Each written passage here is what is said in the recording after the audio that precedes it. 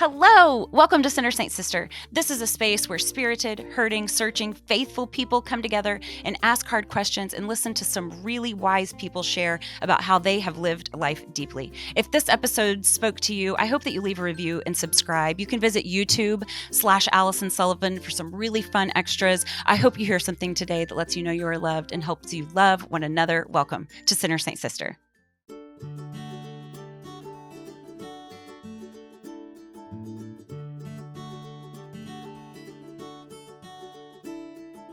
There's this picture of me standing in my kitchen with my head thrown back in a laugh. Two of my best girls are wrapped around my middle. What the picture doesn't show are my pants around my thighs because I really had to go to the bathroom so bad, but my zipper was stuck and my husband had to rip them off of me.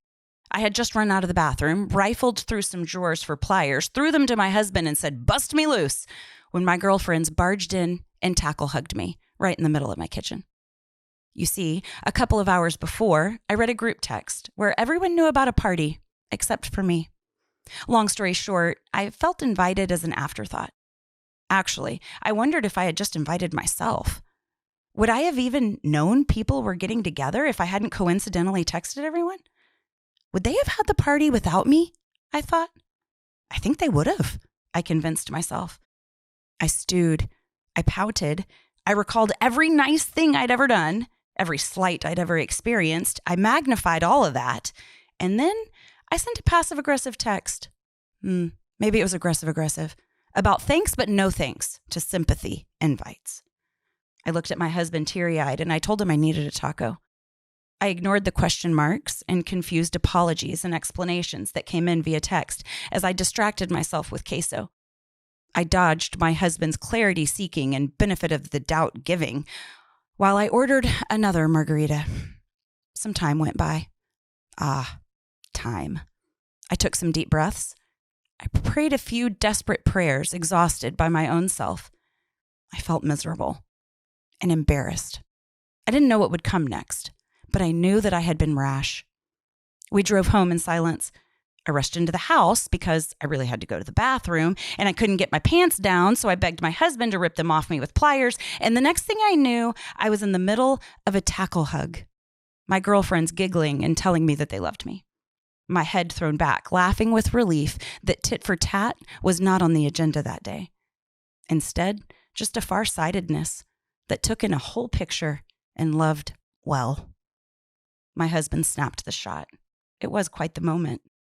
There are moments of grace that are too big to put words to. He knew a picture was really the only thing that would capture it completely. In this picture, this hug will always say, the three of us, we are aware of each other's shortcomings, but there's always a place for you here. I see you for all that you are, and I love you anyway. I felt left out, and I threw a temper tantrum. And instead of defending themselves, because my friends did not in fact leave me out, they rushed to my house, they barged into my kitchen, and they told me the truth. They told me that they loved me. And the thing is, there are no bells and whistles here. We kind of accidentally became each other's people. Sometimes our families stare at the same television watching some game no one really cares about without one word. And other times we rush over, sirens on, because someone is hurting. But we didn't plan it that way. We just put ourselves in each other's lives and believed that it made a difference. And it does. I tell the truth a little more often these days, and it's costly. It's costly because honesty is exposing and efficient. This day, I told the truth that my feelings were hurt. I certainly didn't do it well, at all. I covered up hurt with anger because it's my bad habit. I'm working on it. And because I despise my own poverty. And I'm not saying that every time you reveal yourself, people will show up for you in just the right ways. I've had plenty of misses. Honesty is costly and efficient. But I am saying that we can put ourselves in each other's lives and believe that it makes a difference, because it does. Heather Thompson Day coaches us towards relational resilience in her new book that she wrote with her husband, Seth, I'll See You Tomorrow. Together, they take us through the benefits of seeing ourselves and each other clearly and choosing grace and perseverance over fight or flight. And when I read this question that Heather asked, is one moment of being left out canceling the years of being brought in? Is disappointment determining our futures when maybe it shouldn't? I knew that I needed to pay closer attention. Her book, This Conversation, is just what this crestfallen world needs right now as we try to put our lives and our relationships back together. This conversation offers a little help and a lot of wisdom around the beauty and complication of relationship and what it takes to see you tomorrow.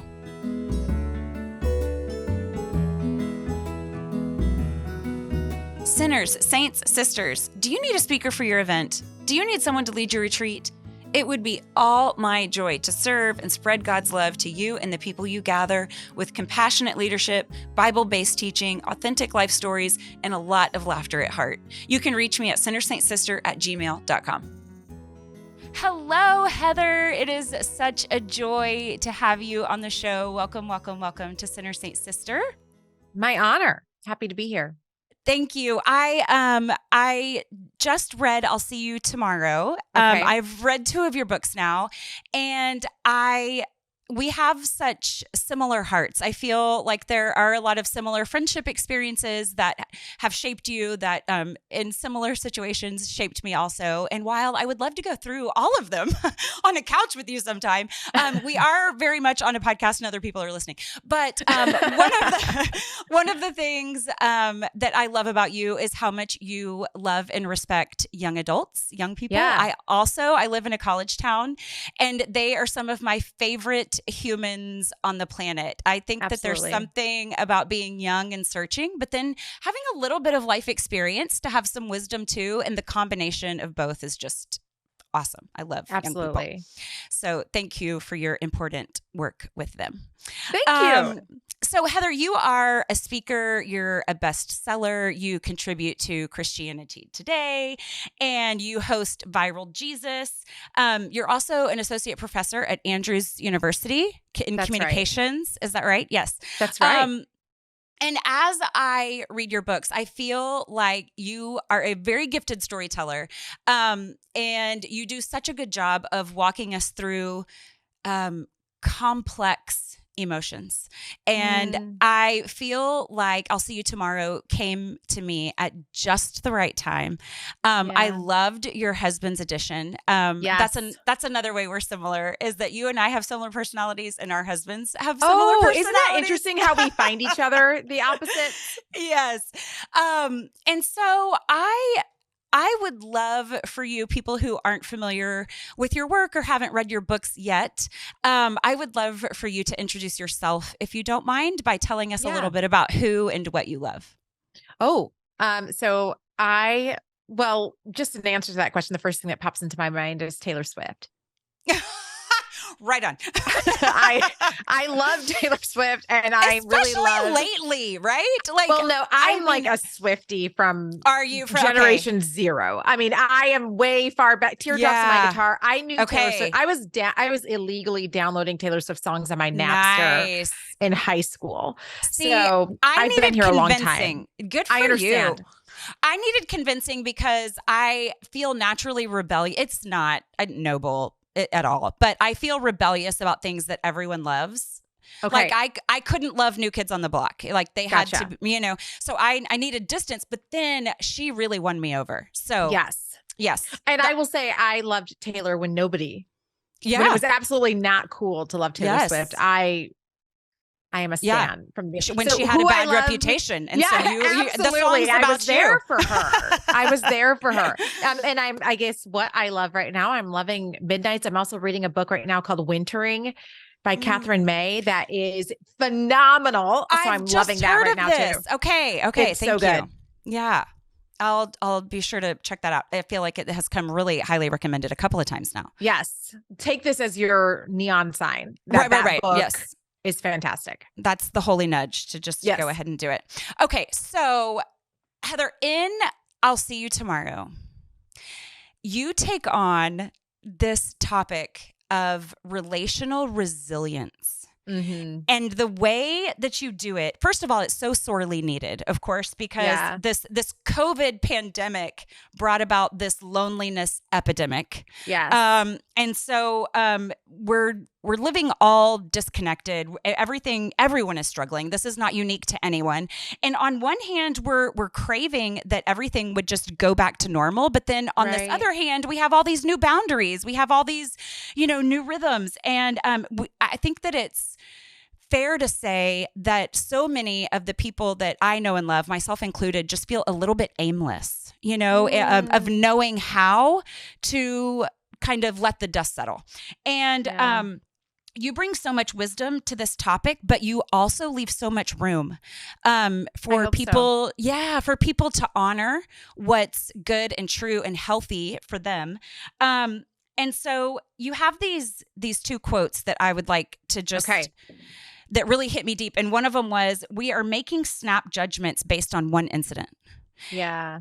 We have one moment of being left out is canceling years of being brought in. Yeah. And so that idea or that quote is kind of vying for the resilience to stay, the grit to just let's hunker down and work this out. And then you have this other quote that is, no is a complete sentence. And that really kind of honors what it is that we're for or against, or what is healthy for us, or whatever. And I feel like with those two ideas, or with those two things, we can be a little lost about when to say what. And your book really gets pretty specific about all of that. What led you to write it in the very first place? Oh, goodness. So I really just wanted to write a book about relationship. I teach communication. I've been teaching it for over a decade. And I study communication as the vehicle by which we experience relationships. I know way too much about how vital relationship actually is to our lives. It's not like this metaphorical thing that we need. It is physiologically and biologically. This is true of both evolutionary biology and Christianity. It's not optional. Yeah. We actually need relationship in order to survive, in order to view your life as a good life, or in order to have high well-being. You can't do that without healthy relationship. And so I was really excited. I was like, I really want to tell people about how they and why they need relationship. And my husband, who co-wrote the book with me, who has had a very different life experience than me, and also just tends to view the world because of his experiences a little differently than me. When I was telling him, we need people, and I got to tell people that we're cutting off the very thing that we actually need. And he just said, Heather, it's not that easy. And when he said that, and then was explaining, just some of the things from his background that caused him to want to self-isolate, or not even want to, right? It's just his reaction to other potential threats is to isolate and protect himself and put his armor on. I asked him to write it with me because I realized that my part would only be one piece of the story. Yeah. And I really wanted some of his lived experiences to be told to, like you said, make room and honor this space that perhaps a lot of us have created in our lives, no fault of our own. Right. And y'all come at things from such different angles that it gives this really full picture about why someone might be moved to flee, and why another person might be encouraged to hunker down. There were so many things that I underlined and highlighted and wrote down. I love the scientific approach that you take to to me, it makes it a little hard to argue with, because you can say that, okay, so relationships are really important, and this whole self-reliance thing is a myth. Right. We're not created to be lone rangers, and you could quote a bunch of scripture about it. For me, just the way that I'm wired, there's something about the science that I'm like, oh, okay. That's just not someone's wise opinion. This is actually biological. Do you mind going through just a tidbit of it? Can you elaborate on that just a little bit? Yeah. I mean, the thing that jumps off of me the most is that loneliness is the equivalent of smoking 15 cigarettes a day. Oh my gosh. On your health. And so there's different ways to be lonely. One is just that I actually don't have relationships. Another way is that I'm surrounded by relationships, but I'm not connected to them. right? Which is a totally different type of loneliness, but our bodies process it the same way. And what I hope to have communicated in the book is not like that we should feel shame for the reasons why it's easier to stay home and watch Netflix. What I want us to look at is the fact we are living in a world where 3 out of 5, this is the National Safety Council, 3 out of 5 adults today say, I feel more exhausted now than I ever have. Yeah. I'm tired. And so it's not just, I think there's a lot of different things that play into this. It's not just COVID, right? It's not just that we have boundaries now. I think we're tired. And we tend to make very different decisions when we're tired than we would if we're rested. So I just want us to kind of zoom out for a little bit and have everybody apply it to their own lives, but just look at some of the ramifications, the decisions that we may be making. Yeah. Yeah. I loved that point that there's a stamina issue. Yeah. And to me, there's something about that allows me to have more compassion for myself. I hope so. To just be a little nicer, that this isn't some great moral failing. Yes. This is the world that we live in. A couple of more really wonderful quotes. I think this one's your husband's, but what if by the way, whose name is Seth? My husband's name is Seth. Yeah. Oh, get out of here. Look at that. So he says, what if you're stuck on what is ideal? Oh, I love and that you're quote. Missing what is possible. It's so beautiful. And what he meant by that in context was that something can shape you, but it doesn't have to define you. Like there's this thing that we can acknowledge and that might be terrible, but it doesn't have to keep us from all of this possibility or potential. And so the idea that disappointment, it doesn't have to determine tomorrow, I think he goes on to say. And so I'm just wondering, Heather, if our expectations are too high, because you did such a good job mapping out or kind of laying this foundation of, you know what, we're up against a lot. There's been a lot going on. We're having these grief responses. We wouldn't ordinarily be making the decisions that we're making now in different, calmer, more peaceful circumstances. But here we are. And, just to go back to the beginning a little bit of, we're letting this one instance of feeling left out exclude all the others. And now that being stamina related versus having a hot temper, it's really more about stamina.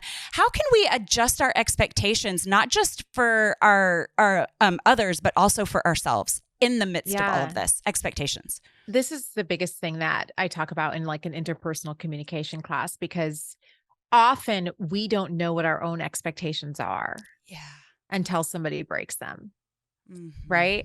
And I think a lot of the times it's not that we are arguing over what is said, right? We're arguing over what we didn't say. And so an activity that I actually have people do in the book, that I always have my students do, is to start setting what our expectations are. It's called friendship rules theory. It's a communication theory. And it says friendships are held together by the following of rules. Well, the deal is that typically in our friendships, nobody ever says what the rules are. Right. And we have different rules, right? Exactly. And now I'm pissed. And now I am mad at you, and you are a bad friend because you didn't follow the rules of the friendship that I never described to you. Let me give an example. Yeah. I love this so it might be for one friend that if you don't stand up for me when somebody is talking about me, you are a bad friend. And I say to my students, well, hold on. Yes, that might be true. But also, what if somebody struggles to stand up for themselves? What if somebody's deeply introverted? What if somebody really doesn't like conflict, and everything inside them as somebody's talking about you is, no, I don't like this. I'm uncomfortable. I want to walk away, but they don't know how to get it out. Yeah. So is it fair to judge somebody, by a rule I never said out loud, but also by maybe something that's totally different than their personality would even navigate conflict for themselves, nonetheless for somebody else? And so just a practice that we should all do is think of, what are 5 rules for me in friendship, right? Maybe it's you. If somebody talks about me, I want you to say something. That's a rule for me. That's how I perceive you to now be a good friend. If I text you, I expect you to always text me back, right? Whatever those rules are, write them down, make them known to yourself, and then you communicate them with the person in your relationship. and let them tell you, hey, this one's difficult for me, or, oh, I didn't know. Have the conversation. But often what happens is we don't even, because we feel so offended that somebody has broken a rule that we never said in the first place. I'm weepy right now because you picked one that is, I feel really betrayed if someone does not stand up for me. Yeah, I think most of us would. But I think that comes from some wounded place of my own. Like, I think that there's a woundedness there. I don't think I'm wrong for wanting it, but I know for certain that that there are people that I have kept at a distance or straight up excluded because they weren't able to do. And when you said they might have trouble standing up for themselves, this rush of sorrow just washed over me. And because you're 100% right. And so I am expecting something for myself that they can't even give to their own selves. What a powerful reframe. Thank you so much for that. Yeah. But I think that there's a whole lot of vulnerability in communicating those things that are important to us. You said, you gave this example, which, by the way, I'm on your side. Okay. And this example in the book, but you give this example of being left out of a game night, and you're kind of joking with yourself, but you're like, do I really want to be the 30-something that's saying, I feel sad that I was left out of this game night? Yeah. But the answer to that is, well, do you want intimacy with these people or not? Right. It kind of comes down to, stepping over that vulnerability for what it is that we're craving. Now, in practice, how does that actually look? Like, how does that conversation saying, here are my friendship rules? Yeah. What are your friendship rules? Like, how does that actually look in practice? I mean, I think so. There's a bunch of different ways that we allow ourselves to express, but also hiding behind various things. So it's called hedging in communication. And so an example would be to say, I read this book and this author told me, so I'm communicating what I actually want to communicate, but I'm putting up a hedge so that it's not me. It's really, I'll see you tomorrow. It's right. Heather. It's Heather. It's the book. So if you think this is stupid, then we can both be like, oh yeah, that book was, that was stupid. So right. But weird. It's not me. So there's a lot of different, another one is credibility. So I read this article and it said, right, that's how we say the things that we actually want to say without attaching them to what we maybe would perceive to be some type of rejection. But I'm just thinking about that particular relationship that I wrote about. And I can remember having a conversation with that friend and starting it by saying, like, first of all, I love you. I want you to know, like, I love you. And I'm so grateful for everything that you've done for me in the past couple of years that we've been here. And I want to explain what I perceived to be a hurt that was caused. And then I said it. And I know that, like, there's no way around. Unfortunately, I'm telling you, just because I'm in a college campus, I hear this all the time, like all this stuff with roommates or friends. And so 5 of us sit this one person down. I'm like, you think that's going to go well? Where 4 of my best friends say, we noticed this issue. Like, I am on the defense now, right? This is not going, this is going to end with fight or flight. This is a non-starter. So, one-on-one, we sit down and we have the conversation, and I let you know that I care about you. And that's why I'm even bringing it up. Yeah. And do we always risk? This is why relationships are vulnerable in general. Right. There's always the risk that somebody may say, well, I think that's stupid. And I think you're stupid for caring about that. Well, now I know. Now you have the information that you need. Now I actually have real data, not the imaginary scripts that I'm creating in my head. And what I want for us all is to just have real data that we can make our decisions on. Yes. Yeah. Well said. Thank you for that. I feel like one of the in that communication of, I can't strong arm your response. You're either gonna tell me something I don't want to hear or behave in a way that, gives me the real information that I need to make the decision that I need to make. But now, instead of creating a war within myself because I didn't say the thing, right, it's out there, and we can either move in or move on. Right. Right. Yeah. So, as we start to analyze, Heather, what has shifted for all of us, or fallen apart altogether, I love how in your book you, just really give a lot of reasons to call it quits. What are some of the ways? I love the image that you gave of a door. Okay, so we have this door, and this door can be shut, and it can keep harmful things away from us, which is good. But it can also keep us a little closed in. Yeah. And so I'm just wondering what advice you would give on when is enough enough. Yeah. So the first thing this is from chapter 1, where I had this incident where a friend had sent me a text message. It was like a screenshot of a text message conversation she was having. And she forgot to crop out what she had said above the message that she was trying to send me. So when I saw it, I had felt like, as I read it, it looked like you were setting it up for somebody to say what they said. Does that make sense? Yeah. And so I read this and I was this is a friend that I've had for over a decade. I was really hurt. And I called one of my best friends that I've had since 3rd grade. Her name is Jewel. And I told her the story. And I said, I should lay a boundary, right? Like I should give her a lesson in loyalty. I'm going to have to confront her on this issue. And Jewel said, you are within your right to do that. And I was like, that's right. Thank you. And then she said, or you could choose to look at this in the scheme or scope of your 10+ year friendship. And you could decide whether this is an incident or a pattern. Because incidents, I think, can be forgiven, but patterns, Heather, should be broken. And I never said anything to my friend about I just let it go. Right. I said, you know what? This was a single incident. I'm going to keep my eyes open. I'm going to see if this happens again. But guess what? It hasn't.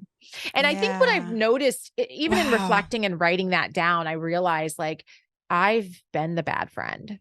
And I've been the jealous friend. We've made and I've been the bitter friend. And I've forgotten to call on an anniversary I absolutely should have remembered.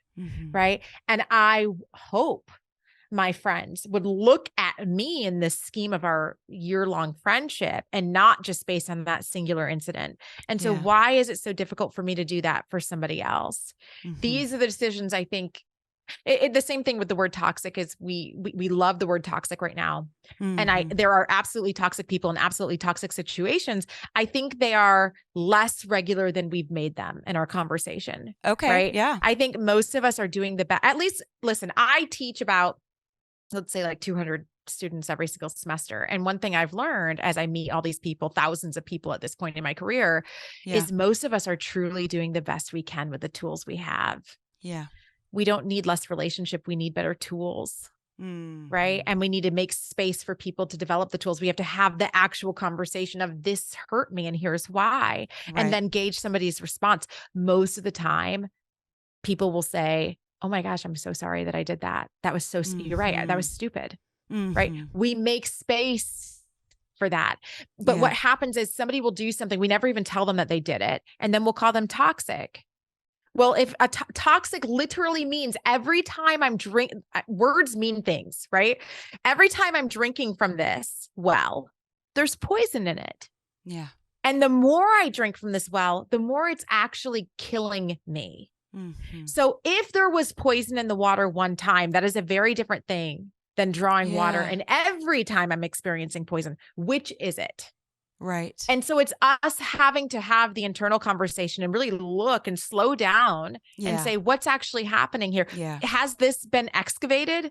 Did this person apologize? And I'm still saying it's a toxic well, even though they've totally turned around and gone the opposite direction. Which is it? But if we don't use language appropriately, we'll never even be able to have those conversations. That's why I love vocabulary, right? Because it allows us to label what we're feeling. Yes. Oh, that's so great. So what I hear you saying, the answer to that question then of when is enough enough, one thing to help you decide that is this an instance or a pattern? Yeah. Is this one thing, or is this something that is going to eventually kill you? And I want to say, Allison, of course, there's certain incidents that you would say it was once, but I don't care. Sure. Right? Like that one, but let's navigate that. Yeah, right. Well, And I think more often than not, if it's not. I think that the second thing of what you just said, though, is just that. Is it an interior look? Because if you're just kind of this knee jerk, oh, that's toxic, because it's easier to block or mute or whatever than it is to analyze. But I think that analyzation is what's key. So even if it is one instance, if you have looked inside, and made some determination for your own self, then, everything's in place to take care of you. Yeah. Right. But it is so much easier to blame something on the outside than it is to do, unfortunately, what's needed. And I don't think that acts of avoidance are even malicious. I think it's what you're saying. It's a lack of language. Yes. It's an inability. It's a lack of skill, a lack of coaching, a lack of modeling. We just don't know how to do it that well. Yeah. And a really great point somebody made to me once is, how often have your parents demonstrated apology to you? Right. So like you just said, modeling, there's so many things that go into this. And if I've never even seen somebody really apologize, it might be difficult for me to do it.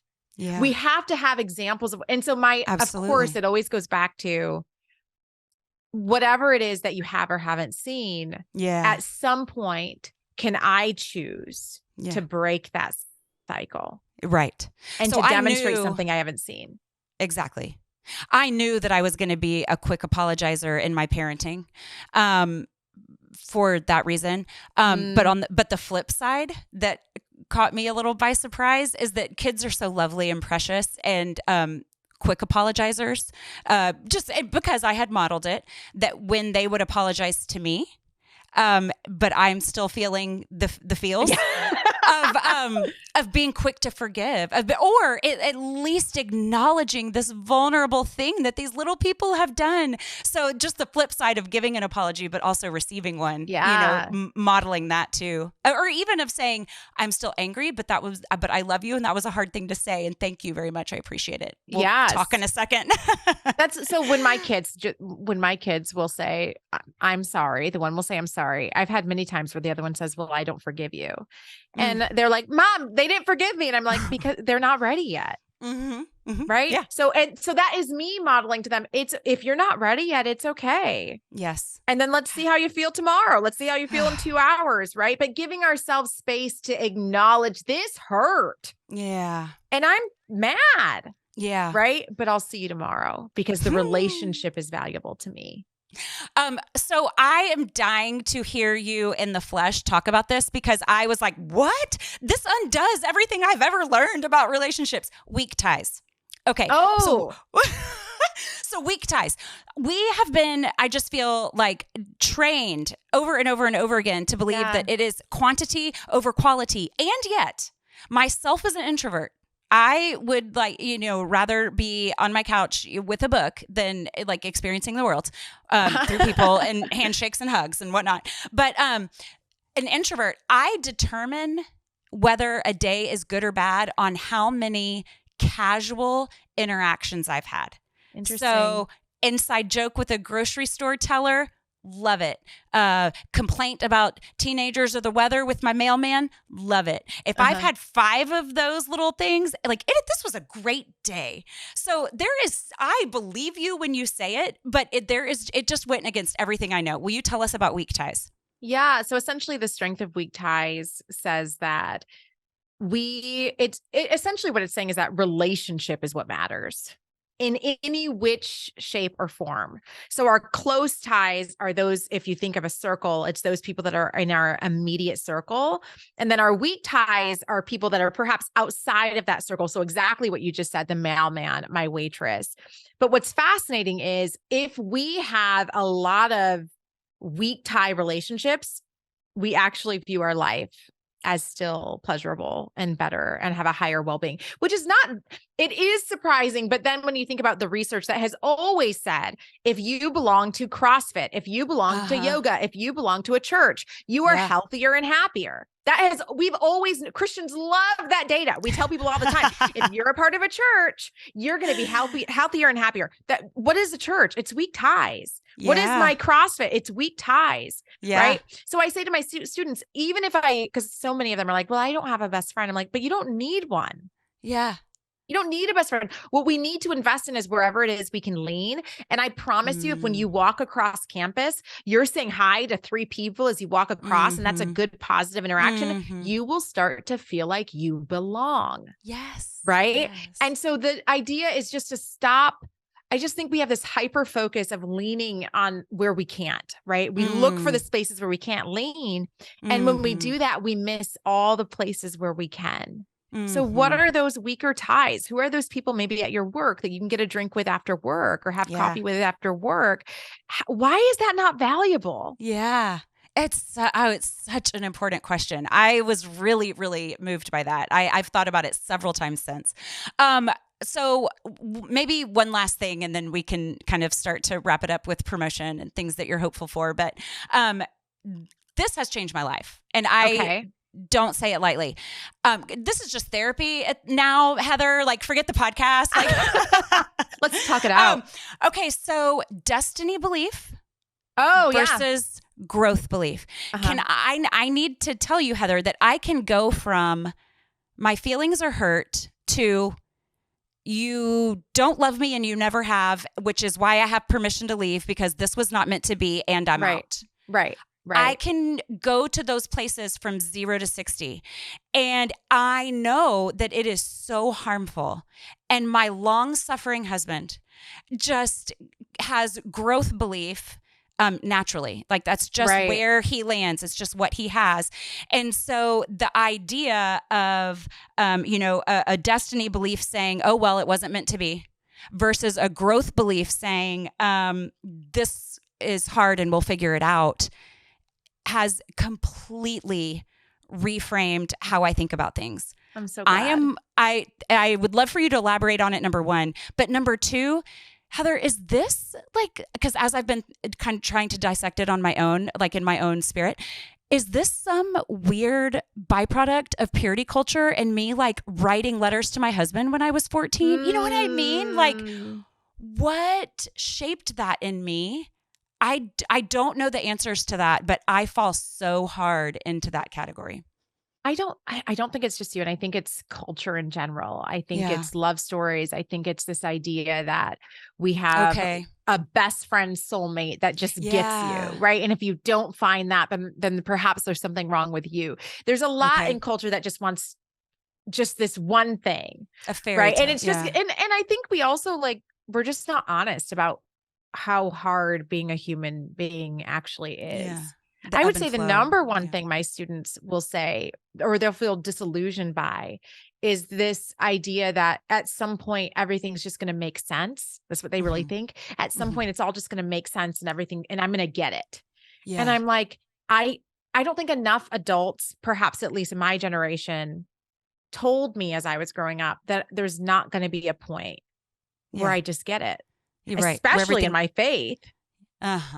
I grew I truly believed for years that God was going to graduate me, that I was going to be sanctified, that I was going to come to a point where the well of living water would just overflow from me. What I found was I have to dig. Yeah. Nobody talked to me about that. And so if that isn't true of just even within myself, how I feel in my own spirit, I have learned that I have to dig to love myself. Of course, I'm going to have to dig at times to love other people. Yeah. Right. Yeah. So I think what we have to do better is modeling that digging that says we can keep growing from here if the other person is willing to keep growing. How do we stay committed to this journey? And man, I'm really convinced lately that life isn't about the destination at all. It's only about the journey. In fact, I would say the destination has been the journey the entire time. How do we navigate what we are given? That's it. So you're an expert, I feel like, in this really personal interior level. Can I ask you one more question about culture in general? Because I feel like as a culture and with cancel culture and having perhaps lost the art of argument, how do some of your practices apply there? What do you have to say about cancel culture? Yeah. Well, first, we don't So we don't win arguments, we win affection. A class that I teach is called Persuasion. And I think this is where we've lost a lot, especially because of online. And I love online. I have a show, Viral Jesus, where we just talk about the internet, right? But what we lose online is each other. And you become literally a profile icon. You're not a person. Yeah. So cancel culture, I think, is this idea. It's just in communication, we call it conflict styles of competitive. I win, you lose. I think that's the only style we're using. Well, there's 5 different conflict management styles, right? Wow. Collaboration is actually the best one, where I win and lose, you win and lose. This idea that the only option is if for me to win, everybody else has to lose. Yeah. That might work, I guess, in business. I don't think it's going to work very well for you relationally. I don't think it's going to work very well for you in marriage. I don't think it's going to work very well for you in friendship or in family. Yeah. There's going to be times, and in fact, I think this is why Christianity is literally like the backward model. There's going to be times that I will choose to lose so that you can win. Yeah. We all want change, but we're too afraid to die to ourselves. Right.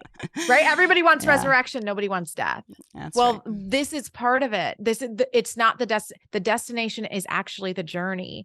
And what if more important than where we get is truly how we get there and how I navigated suffering while being kind to myself, kind to God, and kind to the people around me. Can I do that?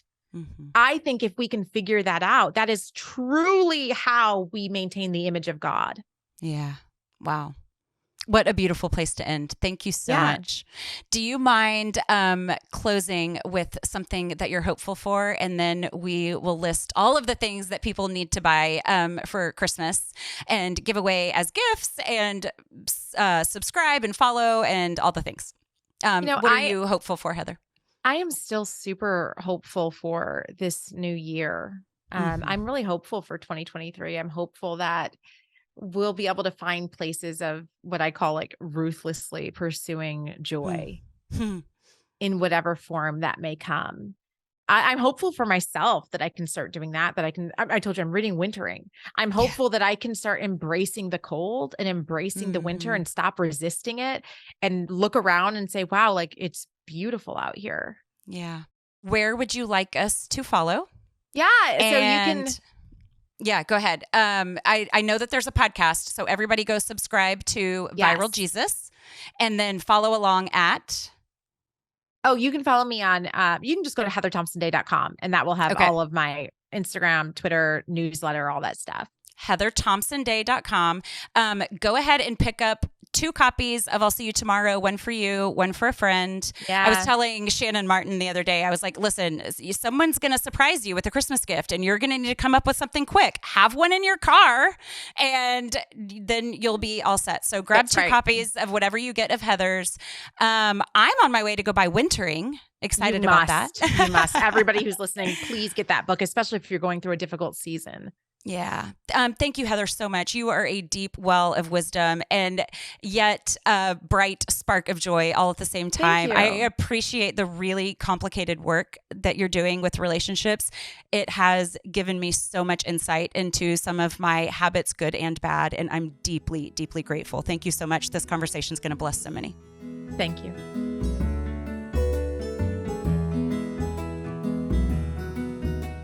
Friends, you might not know this, but I wrote a book. It's a spiritual memoir of sorts and puts a modern day spin on old parables that are still so applicable to our everyday lives. Judgment, forgiveness, evangelizing, heartbreak, joy. I'd love for you to grab a copy. Head on over to Amazon and look for Rock, Paper, Scissors by Allison Sullivan. Good morning, Beefy. Beefy, beef, beef. Hey, hey. Hi. Okay, so Heather is lovely. Fantastic. And wise. So good. We would love to be on her couch for an entire day. Yeah, totally. There were a lot of things that were insightful to me. When I read her book, I was really excited to talk to her, to dive in a little deeper. But the destiny mindset and then the growth mindset. So the destiny being like, oh, things got hard. That means we're going to have to work hard. and then Right, we're going to right. and things are going to get better that's the growth mindset. But the destiny mindset is like, oh, this got hard. It must not be meant to be. Right. And so I know where I hang out. I know my tendencies, but I've never had them explained to me that succinctly before, because when I look at my relationships, I can see that people very rarely straddle these things. It's like, oh no, that person's tendency is to do this. Right. So what that led to for me was kind of going back and examining a lot of the decisions I've made when it comes to, oh, you know what, that relationship's probably not for me. Right. And getting specific about that analysis are these rules of friendship that we all have in our head, that we all hang on to. It's just that we don't verbalize them. We don't put them out loud.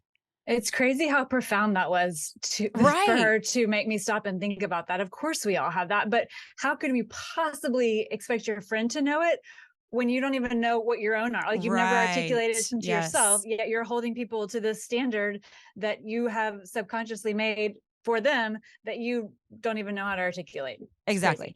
And, thinking about when we hold these things dear, how ridiculous to assume that everybody's holding the same things dear.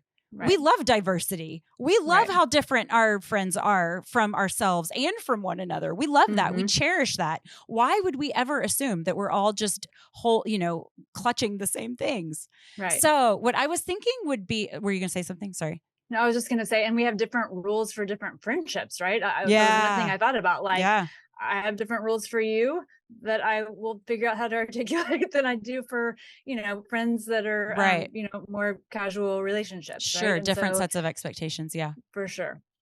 Okay. So what I was thinking is, so we have been friends since we were 8 years old in the third grade. We very rarely bump and bruise one another. Like we just have really, really great communication. And I think there's a lot of things that go into that. There's a lot of trust. There's a lot of really good foundation.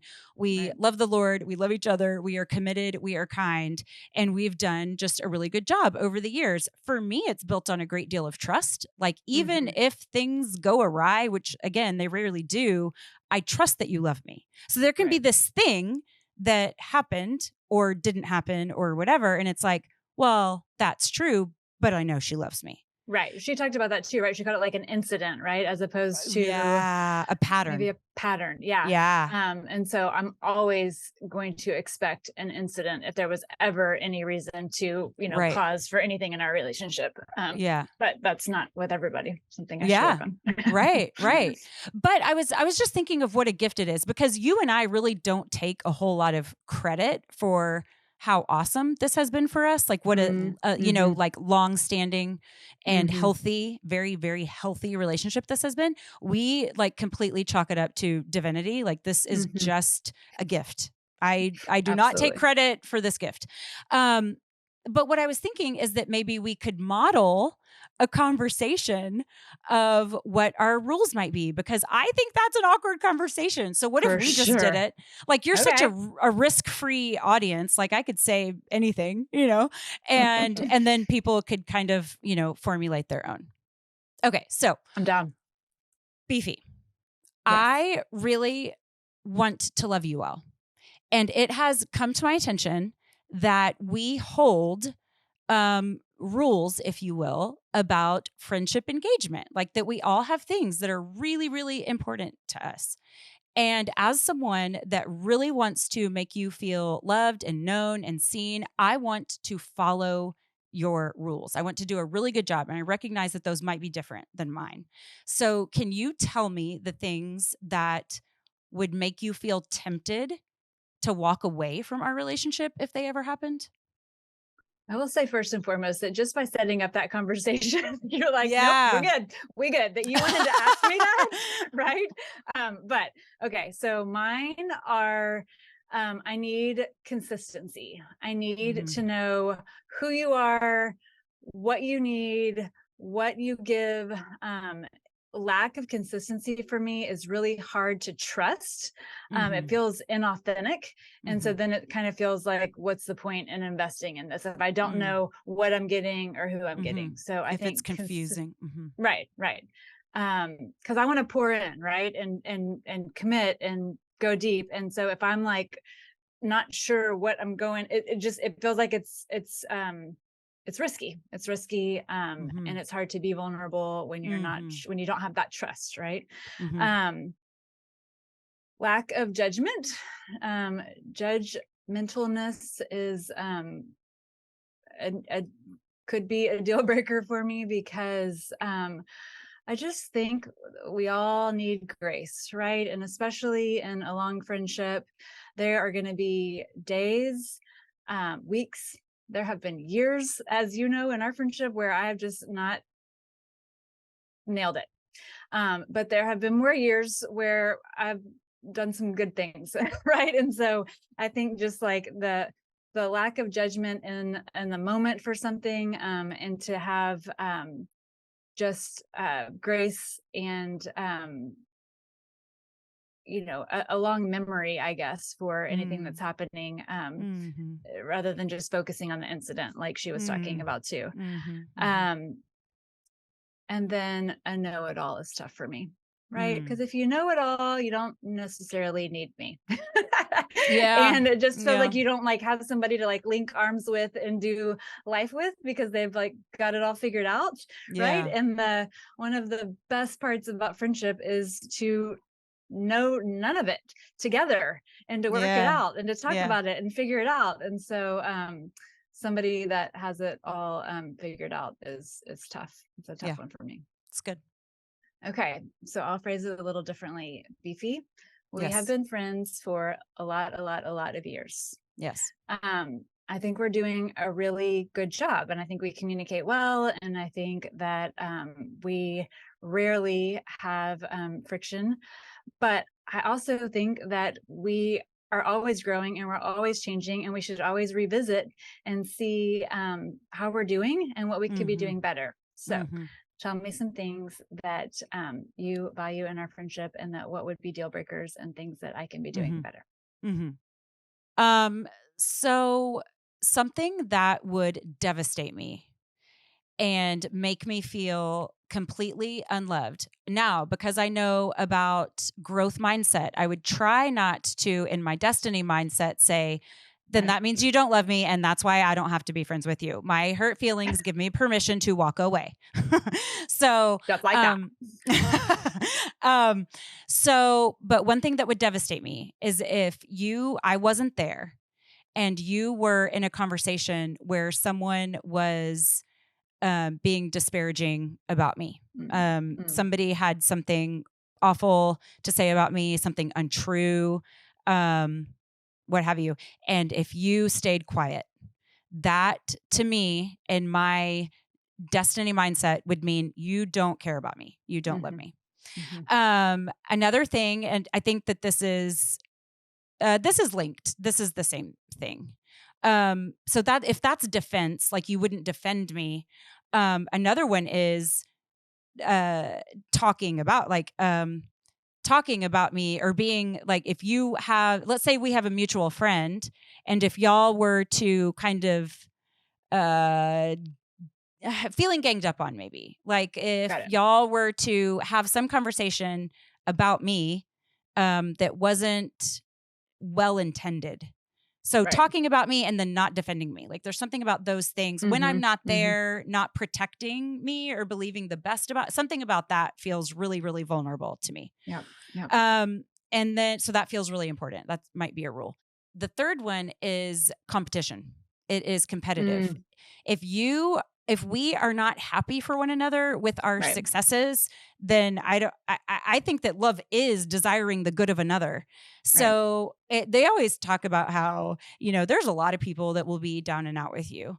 But I mean, if you pull over on the side of the road with a flat tire, a stranger will help you change it, But who are the people that are going to really celebrate if you won the lottery, or let's say I, get asked to go on Oprah or something. The friend that says, "What are we going to wear?" Like that to me, yeah, that to me is love. But the person that sits with that and feels angry about it or roots for my, disapproval or, just disadvantages, feels really ugly. Like I don't trust that. I don't believe that. Yeah. Got it. Is there something I think this is kind of funny because here's one that does not matter to me at all, but I know matters to a lot of people, and I don't think they're wrong. It just doesn't matter to me. I want you to maybe think of one that doesn't matter to you if you have one. So, I do not care if you lie to me. Like, you can lie to me. Wow. Like, I get why people lie. Like, it's fine. Okay. That you, I don't. Well, I'm here to tell you that I do care, and so I'm going to need you to not apply that one to me.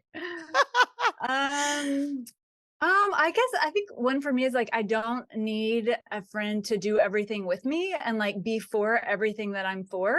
Like I can respect your space and differences on some issues. Obviously if you can do the same for me. So I think there's some people that really crave like homogeny with their friendships. And I'm okay with having some pretty significant differences. Obviously if you are cool with mine. Yeah, that's really true for you. You have quite a motley crew of. Okay, yay! This was fun. That was good. Yay. I love you. We're Love so you. beefy. Yay! Thank you so much for listening. Thank you for being here. A very special thank you to all guests and sponsors. A really special thank you to Taylor Schroll for mixing and editing. For more content, you can head over to Instagram at Allison M. Sully and TikTok at Sullivan Family TikTok. You can also check out Forte Catholic and subscribe there, where you have a 25% chance of hearing me co-host. I am so grateful for all of the love and support that we offer each other here. Today's show was a production of Allison Sullivan in conjunction with the Forte Catholic Podcast Network. For more great Catholic podcasts, head on over to fortecatholic.com/podcasts or wherever you listen to podcasts.